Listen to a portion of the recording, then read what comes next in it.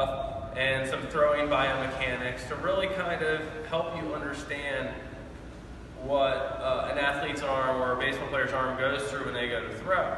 So with baseball athletes, there's many different phases of throwing, or throughout the throwing motion, we call it throwing gait.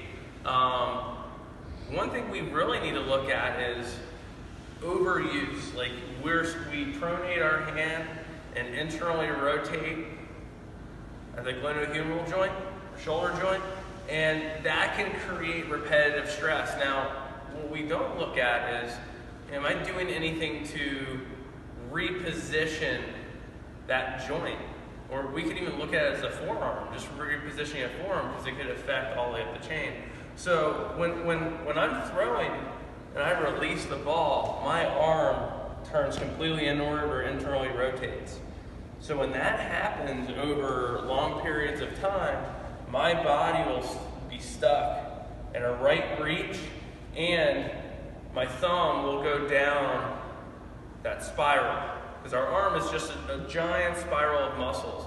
So when we get stuck in this part of the spiral, now I'm left with a tight upper trap. Now my shoulder blade's coasting over. I'll start getting some neck pain. And the thing with this can all be really related to the wrist, and how the wrist influences the elbow, and how the elbow influences the shoulder, and how the shoulder influences the scapula. And everything has to work together. So if we hit both ends of this chain, we will be repositioning everything between it. So what I'd like for you guys to look at today is, I'm taking just a band from the FMS kit. You won't find these in stores, I don't think. But so what I'm going to simply do is hook my thumb and rotate it back.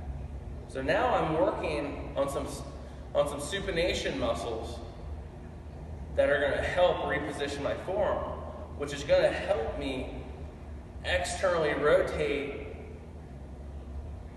at the shoulder joint.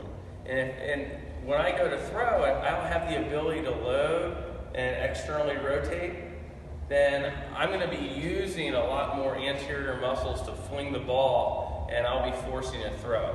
So this is our tip for the day. Try to restore reciprocal pattern. So if my hand rotates interiorly a little bit more, then I need to work on some external rotations. And if I'm flexing more at the wrist when I throw, I need to work on some extension at the wrist. Okay? So that's all for today. It's Hit and Throw Thursday. See you guys next time.